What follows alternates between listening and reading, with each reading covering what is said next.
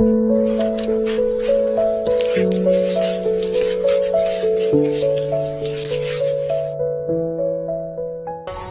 was one of the top exporters of liuli on the Silk Road. And today we're here at the China Ceramics and Glass Museum to witness time-honored craftsmanship. And here we can also see how modern aesthetics mix with traditional techniques of making liuli. So let's come in here and have a look.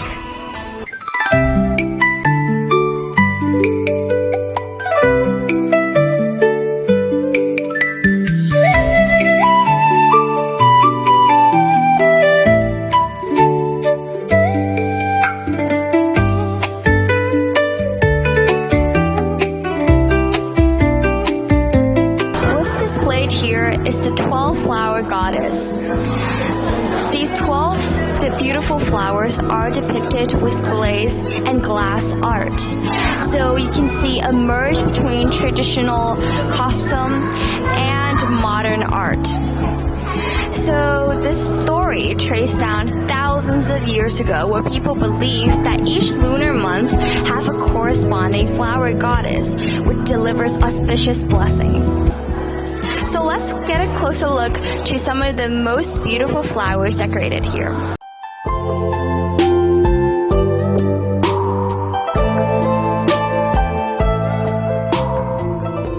The plume blossom, as we see here, is the flower goddess of the first lunar month. And in Chinese culture, it is represented in many poems that present idea of perseverance and fortitude. As we observe closely, you can see how the artists are adroitly decorated in a way which the plume blossom seems to be withstanding strong snow. And next is the white lotus. In traditional Chinese culture and in many poetries, it's symbolic of purity and elegance. So as you can see, this nature of this flower merges really well with its aesthetics. If you look closely enough, you can still see the water droplets coming from its petals.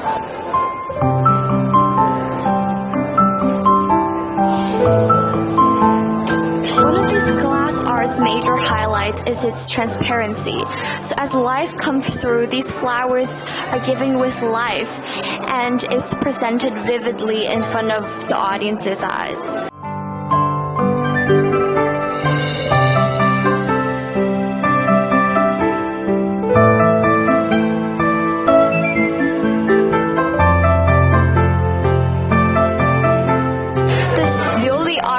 Here depicts the story of where Jiang Ziya helped the emperor defeat the Shang dynasty, and as return, the emperor awarded him the land of Qi.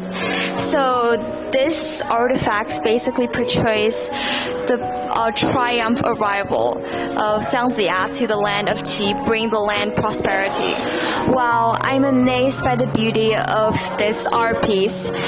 It is called Eternity, which juxtaposes with the flowers' short-lasting and momentary bloom. And this glass artifact throws this beauty into eternity. In the shimmery museum light, this pomegranate really looks realistic. And the meaning behind this in traditional Chinese culture is that it is symbolic of fertility and blessing for the family. Wow, there's so many liuli stones right in here.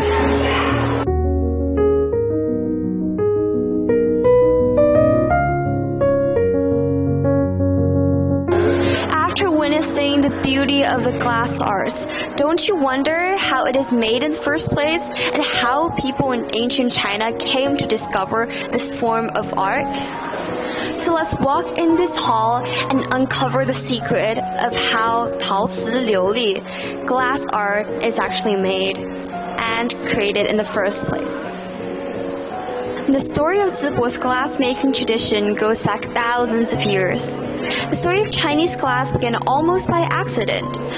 Thousands of years ago, during the Shang and Zhou dynasties, craftsmen were busy casting bronze and blazing hot furnaces as quartz, soda, and metal oxides mixed under the intense heat. Something unexpected appeared, a colorful glass-like material shimmering among the ashes.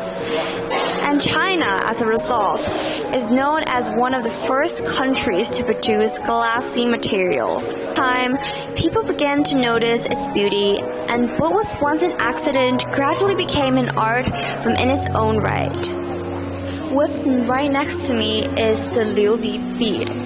It is from the Warring States period, and it is considered one of the most renowned artifacts in this Liuli museum. So it is evacuated in a noble tomb in Lingzi in the 1900s, and its beauty is shown under the light. You can still see the bubbles from inside from its process being made, and the blue glow that it has gives its name of the Warring State Blue Planet. This glass arts history doesn't only trace in China. Back in the ancient Roman Empire before the 1st century BC, glass arts are mainly for noble people, for really rich people, rather than for normal people to use and consume. But after the 1st century BC, new technique is discovered in making these liuli or glass arts, and it is called glass blowing. This more efficient production method allows the price to drop, and this product is more accessible to normal people. As you can see in the artifacts displayed right next to me, these are necklaces, and these bottles are used by normal people.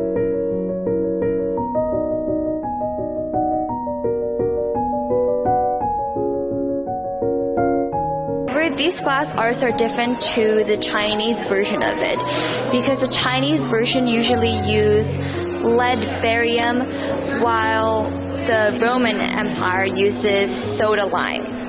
There's also a lot of preserved artifact from the Caucasian Empire, and Caucasian Persian is a big rival on the Silk Road to the Roman Empire in producing glass products. And so we can take a closer look about the artifacts that we have here from the Caucasian Empire. As we learn more about liuli, you might came to wonder what's the difference between Chinese liuli and Western glass arts.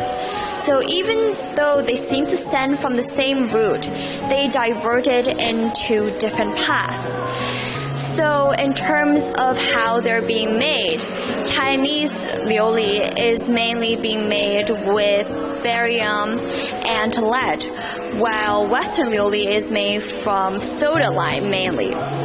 And they're utilized in different ways also. The Western version of glass arts is diverted into a path about scientific utility, where they're used for telescopes. And in comparison, the Chinese version of the liuli is mainly progressing on the direction of its aesthetics and beauty that resembles Chinese culture and brought it to a new level, as we can see in this museum. Liuli glass was one of the 7 treasures in Buddhism, and it is usually used to make Buddhist sculptures and ritual tools. And there's a really, really interesting story that comes with this.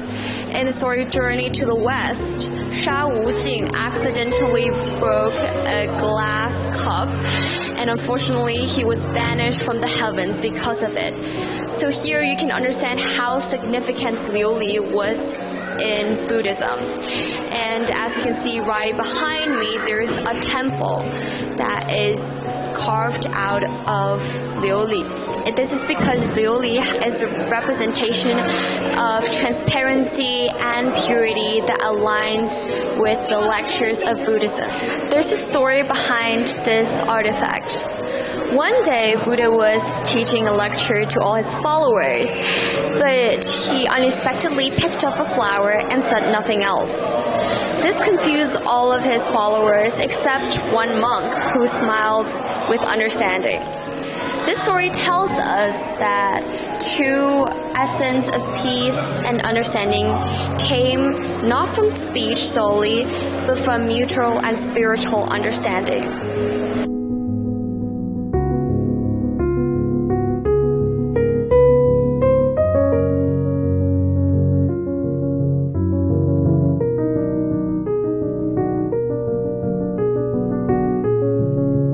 Look at this Liuli artwork here. It is molded after the fiery halo behind Buddha statues. Those flame patterns are actually a product of culture exchange along the Silk Road. Zoroastrian beliefs and Liuli craftsmanship from Persia merged with Chinese Buddhism right here.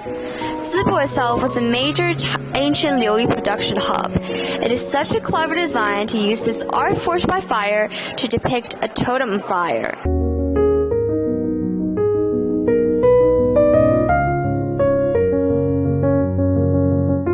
This deer with the 9-colored tail is inspired by the Dunhuang murals. It is a manifestation of the cultural exchange between Eastern and Western cultures.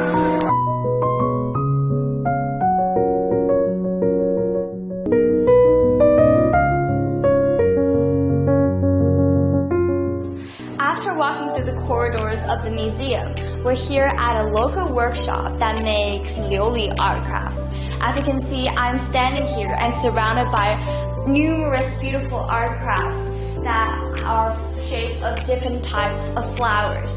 So today I really want to do a craft myself in the method of lamp working. So today I'm going to make an iris flower using Liuli. Firstly, I want to introduce to you the lovely manager of this shop. Hello， 大家好，我是青韵琉璃的主理人栾庆妍，欢迎大家来到淄博，体验淄博的非遗文化。You might not know who she is, but if you've ever been to the Liuli Museum here in Zibo, you will see her arts being displayed. There's two of their arts that's really famous and beautiful that's displayed in that museum. One is called Feng Qi Xian, which in English means that a phoenix is resting on an instrument like the harp. And the other one is called Cang Chun Shan, which is spring's beauty hidden and captivated by a fan. So without further ado, let our journey begin.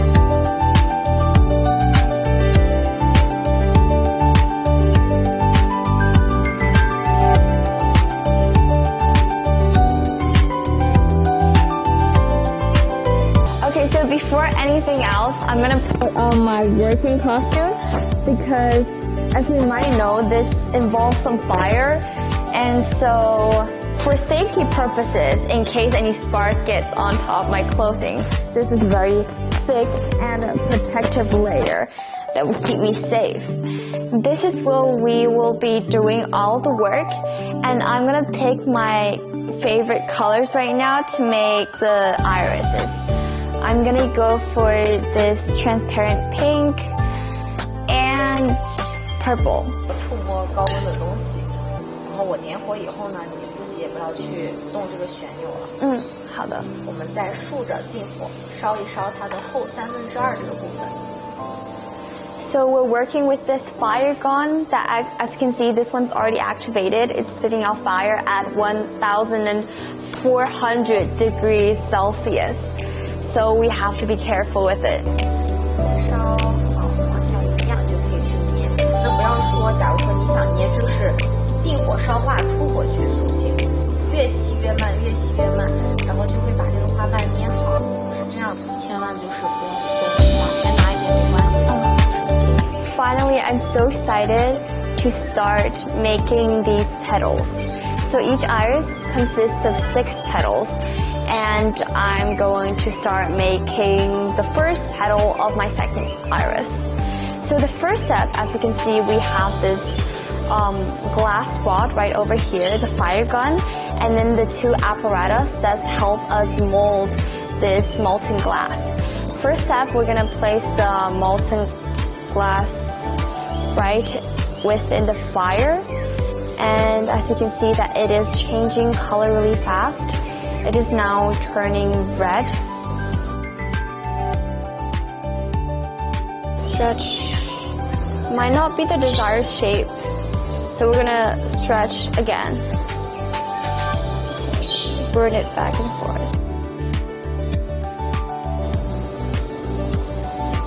After a series of adjustments and complex processes, I made this beautiful petal.